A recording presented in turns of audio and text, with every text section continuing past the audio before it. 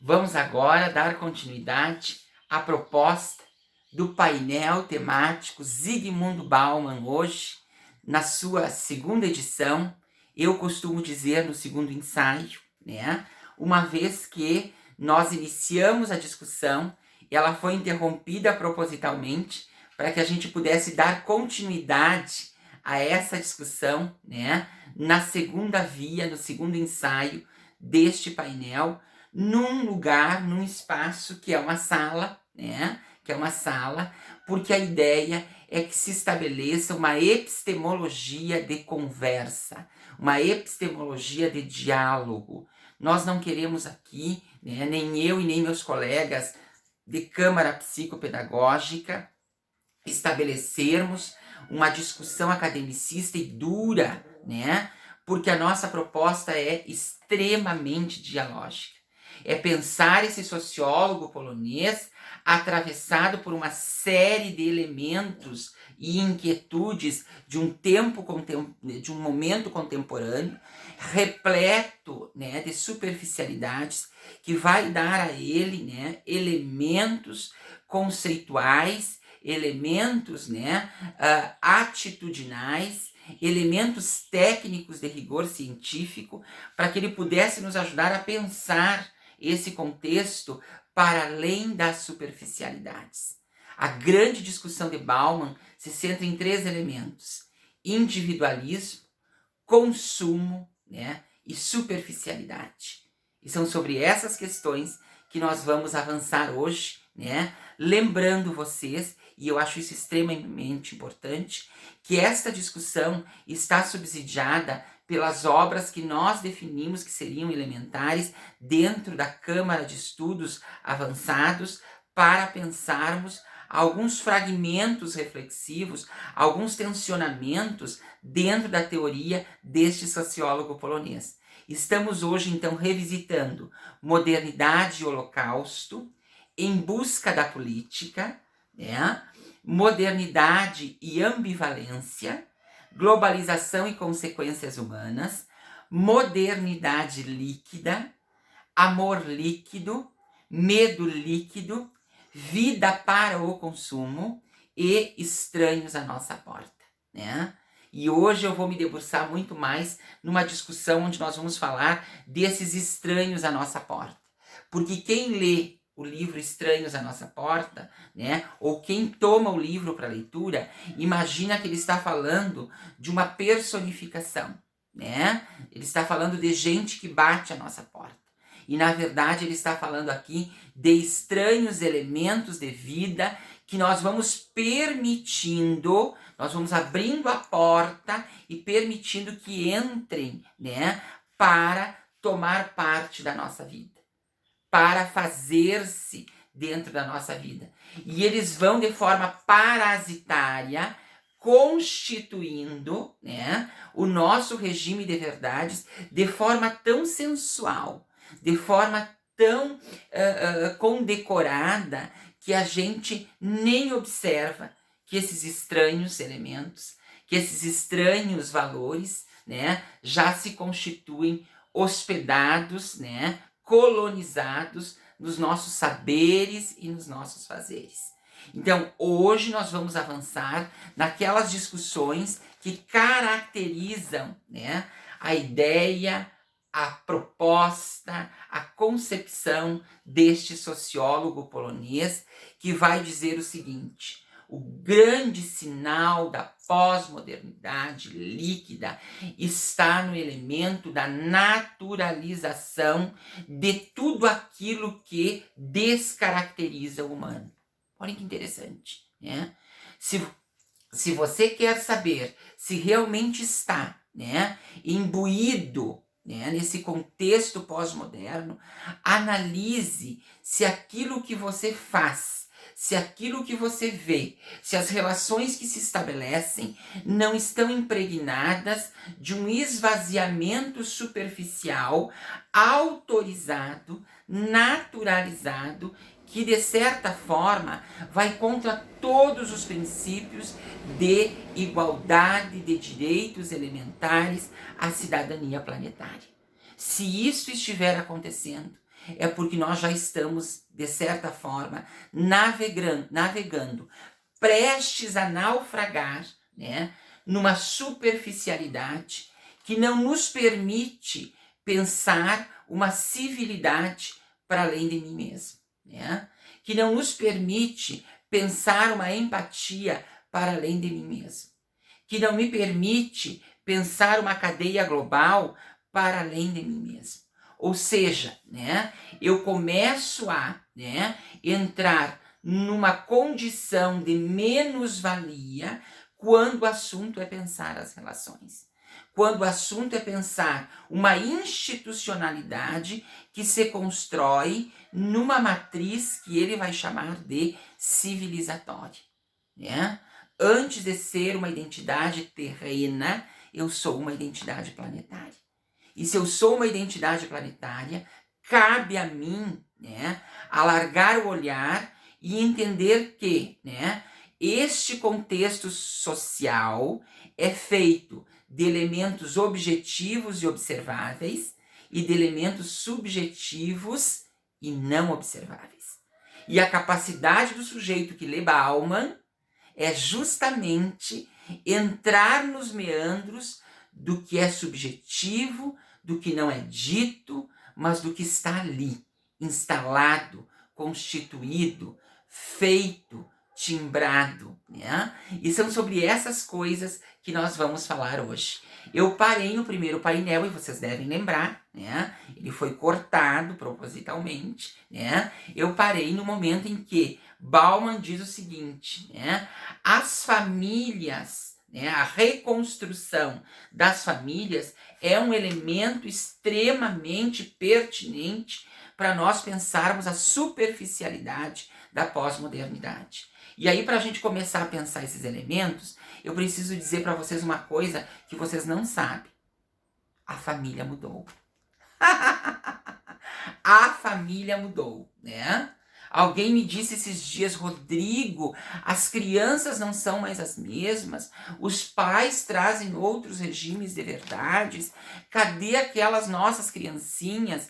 Cadê aqueles pais que iam lá e que às vezes até iam para as vias de fato com os filhos, para mostrar a autoridade constituída, feita, né, dos professores? Isso não existe mais. E eu disse o seguinte, né, largue o mesmo, descase, peça divórcio do mesmo, porque o mesmo não vai existir nunca, né? Nem nós somos os mesmos, graças a Deus.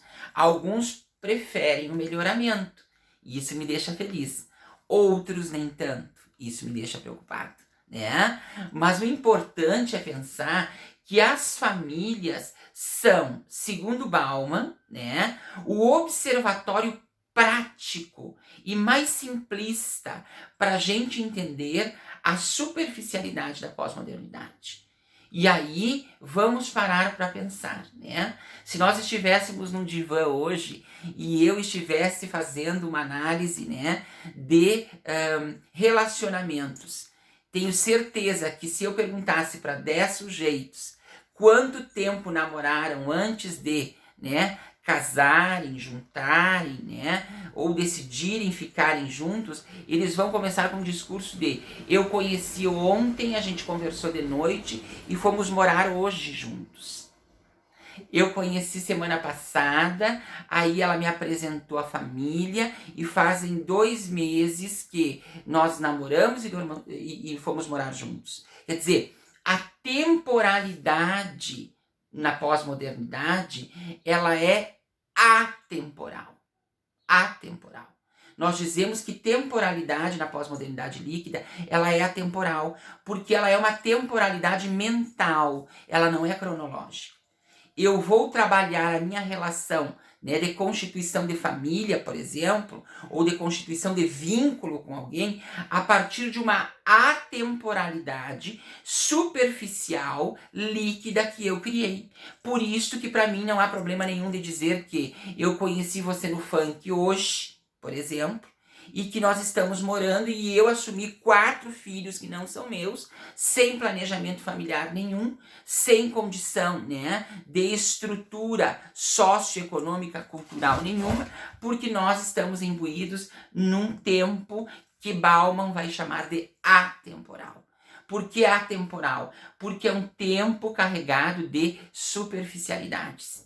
E se o tempo das relações familiares passam a ser, né, condicionados de superficialidade, não há problema nenhum, né, de eu ficar trocando de gente, de eu ficar descartando, de eu ficar testando, né? Minha avó dizia, né, quando havia algum problema com o marido, a gente sentava e discutia as relações e fazia o ajuste, porque não era fácil desmanchar tudo e reconstituir. Hoje, né, nós constituímos e destituímos, restituímos, né, no tempo e do jeito que nós entendemos que é salutar, porque a nossa concepção de tempo não é cronológica, não é de levar em conta construções concretas. Por quê? Porque a superficialidade nos convoca a um tempo que nós vamos chamar na pós-modernidade líquida de atemporal. Ou seja, ele não é medido pela cronologia. Quando eu discuto com alguém, por exemplo, sobre os 18 anos que vivemos, eu discuto na pós-modernidade, não levando em consideração as construções que fizemos. Porque as construções que fizemos naquele momento, né, encharcado de pós-modernidade, de superficialidade, de condição de descarte, não tem valor nenhum. Tem valor, sim, aquele sujeito, aquela sujeita que está me aguardando e que eu conheci na internet anteontem e que ela vai tomar um avião e que daqui a pouco estará aqui e que eu não sei pelas vias de fato quem é essa sujeita, né? Quem é essa sujeita ou quem é esse sujeito. Então, né, Bauman vai dizer o seguinte, né? Nós vamos viver na pós-modernidade a maior crise institucional, né, que já se pensou, porque a psicologia, ela estuda, por exemplo, dentro da disciplina de organizações, uma das organizações é a família, né? A família é uma das instituições constituída e consagrada. Isso a gente estuda na teologia também, isso a gente estuda na filosofia, né? Hoje isso não cabe mais. Hoje isso não cabe mais. Hoje a família passa, né, de instituição, que era, né, uma instituição, para uma organização atemporal. Atemporal, né? Quer dizer, nós temos a sensação que nós temos que negociar todo dia para manter as relações, né? Quer dizer, as nossas relações familiares são negociações diárias, atemporais, porque quando eu digo para alguém que eu estou há 6 anos com um sujeito, este alguém choca, né? Quando eu digo que eu estou há 20, Deus do céu, né? Porque a concepção é líquida, né? E essa liquidez familiar, né, ou de uma ideia de descarte, ou de uma ideia de troca, ou de uma ideia de não deu certo, põe para o lado, isso nos acompanha também nas relações de trabalho. Isso nos acompanha também nas relações intra e interpessoais, né? Porque a gente, né, impregnado de uma superficialidade que vai dizer que se não deu, troca, se não deu, né, descarta, isto vai, de certa forma, de maneira transversal, guiar todo o nosso regime de verdades. Vai guiar todo o nosso regime de verdades. A atemporalidade vai guiar o nosso regime de verdades. Não me deu lugar na fila, derruba. Escuta, eu não vou esperar senha coisíssima nenhuma. Eu não vou ficar nesta fila. Escuta com quem você pensa que está falando, né? Quer dizer, a atemporalidade, a falta de freio inibitório que nos conduz a um raciocínio mais reflexivo, vai fazer com que eu me torne uma pessoa não sincera, mas uma pessoa exageradamente inconveniente. Eu vou confundir sinceridade, né, com falta de freio inibitório. Eu vou dizer para as pessoas o que me der na cabeça.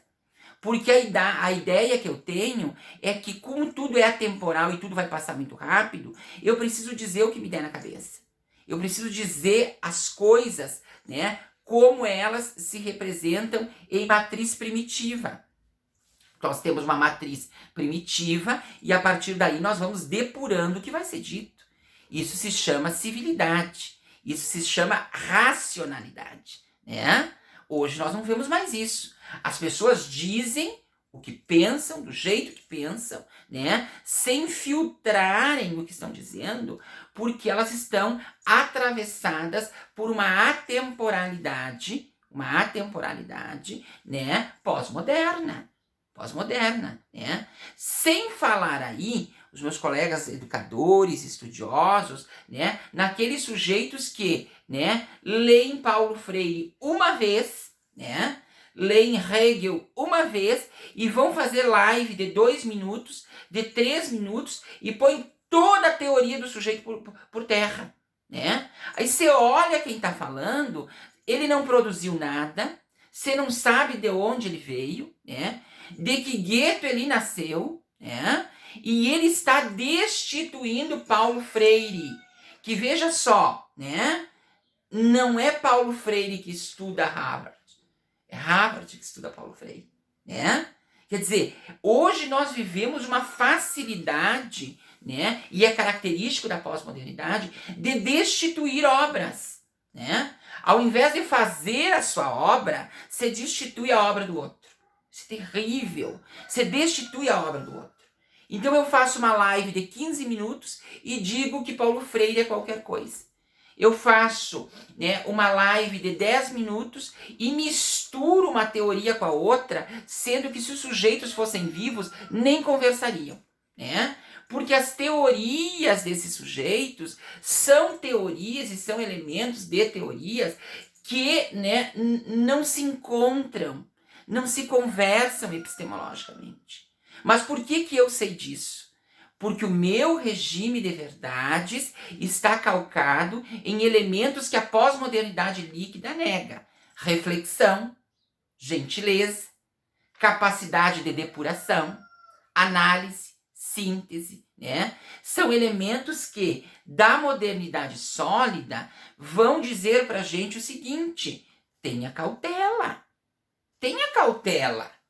Você não pode sair por aí, né, dizendo coisas, né, atemporais que destituem legados inteiros.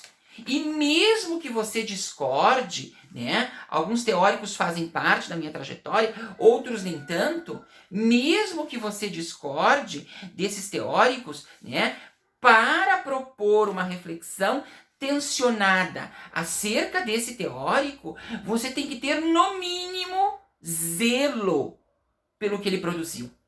Zelo pelo que ele produziu.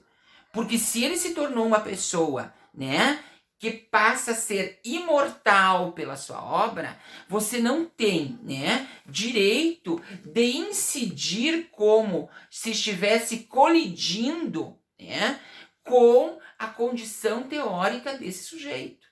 Isso se chama respeito epistemológico. Respeito epistemológico.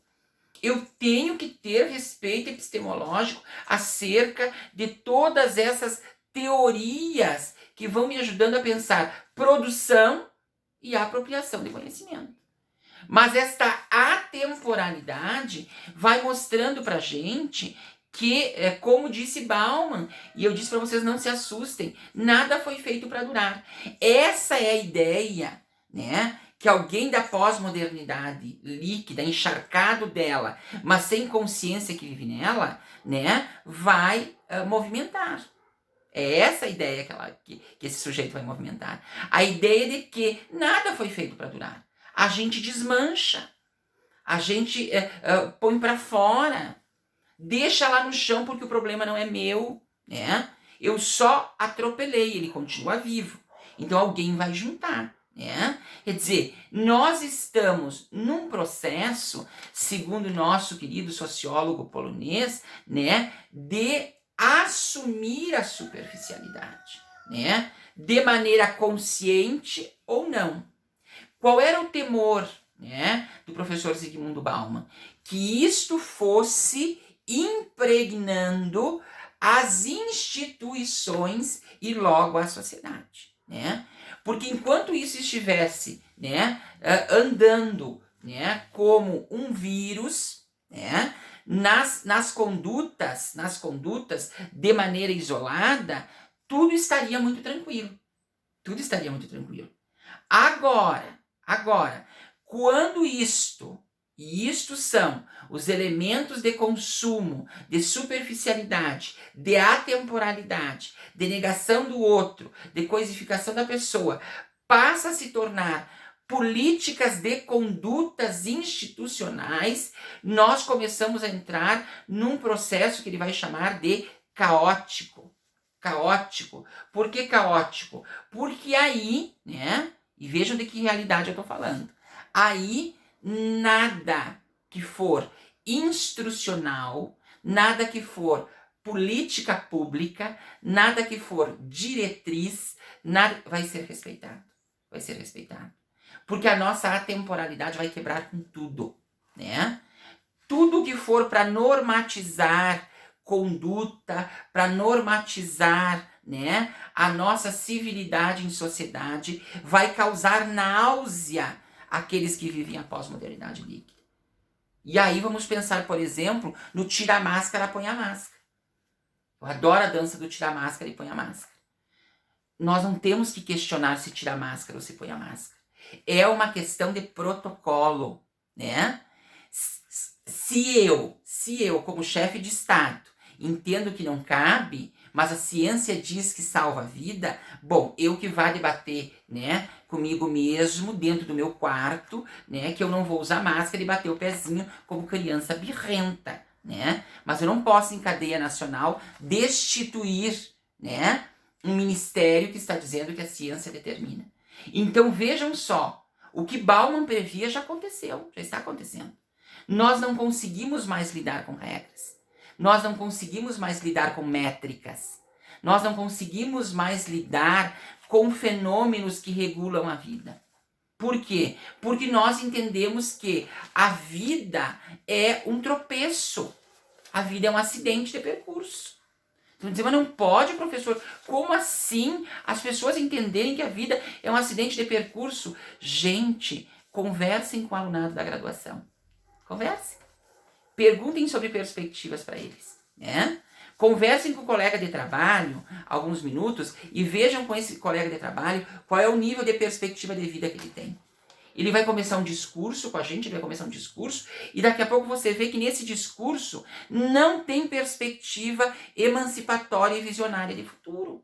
Não tem por quê? Porque ele está vivendo a superficialidade do momento. E se você perguntar para ele sobre a esposa ou sobre elementos mais particulares, numa outra época a gente jamais falaria mal dela, né? Nesse momento ele vai ver a chance de falar mal dela e ainda de quebra, né, conseguir uma conquista por aí, né? Então vejam só que nós já estamos vivendo a crise do regulatório que Bauman previa, né? Nós já temos dificuldade de lidar com protocolos, com instruções, e isso começa lá na mais alta condição de excelência de Estado, né? Nós vemos isso toda hora escarapachado, né? A deselegância, a falta de decoro, a quebra no meio, né, dos elementos que constituem a própria liberdade elementar de ser e existir. A nossa Constituição Federal deve gritar o tempo todo, né? Então vejam que, né, o paradigma que Bauman começa a estudar nas relações familiares, ele vai mostrar depois num escoamento, né, que nós já estamos, né, impregnados, encharcados na teia social. A superficialidade, ela é tamanha que nós não estamos conseguindo mais nos ordenar socialmente. E aí vem a preocupação de Bauman. uma das maiores preocupações dele era institucionalizar a atemporalidade, institucionalizar a superficialidade. Porque esses elementos juntos, eles se tornam tão tóxicos, mas tão tóxicos, que a gente vê realmente o desrespeito em todas as ordens de poder de Estado e as pessoas ditas civilizadas, ditas letradas, reproduzindo esse comportamento como se nós estivéssemos em eixo invertido. Ser civilizado e respeitoso é ruim, e ser, né, agressivo, irracional, prepotente, arrogante passou a ser uma coisa extremamente interessante. Então vejam que, né, na minha concepção, como um mero estudioso de Bauman, nós já estamos há um bom tempo, né, atravessados pela pós-modernidade. O que me preocupa é que não há, nesse momento, uma reflexão mais pontual que possa nos trazer elementos de alerta. Porque num semáforo, nós estamos do amarelo para o vermelho. Nós estamos indo do amarelo para o vermelho. E a gente não se deu por conta que estranhos estão batendo a nossa porta. Nós estamos abrindo a porta e dizendo, pode entrar. Pode entrar, né? Então a proposta agora é que a gente comece a pensar o seguinte: não há como fugir da liquidez, não há como fugir. Agora, eu tenho que criar elementos atitudinais de ordem intrapessoal para construir o que Bauman chama de referências fixas. O que são referências fixas? Amor é amor. Solidariedade é solidariedade. União é união, né? Empatia é empatia, independentemente do tempo. O que aconteceu conosco é, nós trabalhamos com empatia superficial, nós trabalhamos com amor superficial, nós trabalhamos com fraternidade superficial, que para ele é líquido, com amor líquido, com medo líquido. Você vai morrer. Não, mas eu vou tentar, mas você pode morrer. E ele morreu, né? Ele morreu. Então, quer dizer, nós vivemos a superficialidade desses elementos. E nós temos que, dentro dos nossos núcleos de trabalho e dos nossos núcleos de relação, tornar esses elementos fixos. De que jeito? Reflexão. Nós temos que deixar a atemporalidade e nos tornarmos novamente temporais. Temporais não no sentido de ancorado em tempo. Temporais no sentido de termos raízes fixas. Amor é amor aqui lá na China. Com o mesmo conceito. Né? Fraternidade é fraternidade aqui lá na China. Com o mesmo conceito. Então são estes elementos que nós temos que refletir. Né? O aluno não é mais o mesmo. Não é o aluno que não é mais o mesmo. É que nós estamos trabalhando numa concepção atemporal. Nós também nos corrompemos com ele. Quando ele diz, vamos sair mais cedo, professor, a aula está sem graça, a gente diz, então tá, vamos parar. Né? Quer dizer, a gente também vai se corrompendo sem querer por vezes. Sem querer por vezes. Com esses elementos, né, que são elementos de ordem, atemporal, que são elementos de ordem, né, e isso é importante, né, superficial, ou para Bauman, líquido. Né?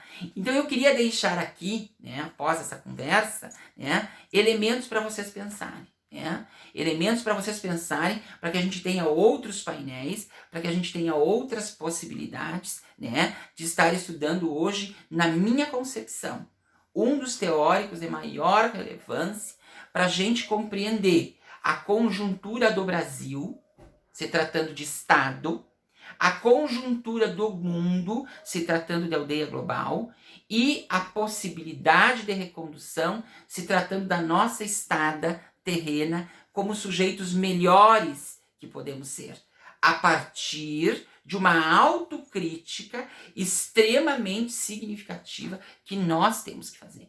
Que nós temos que fazer para dar conta de reconduzir a nossa estada planetária. Reconduzir a nossa condição de ser e estar como presença no mundo. Né?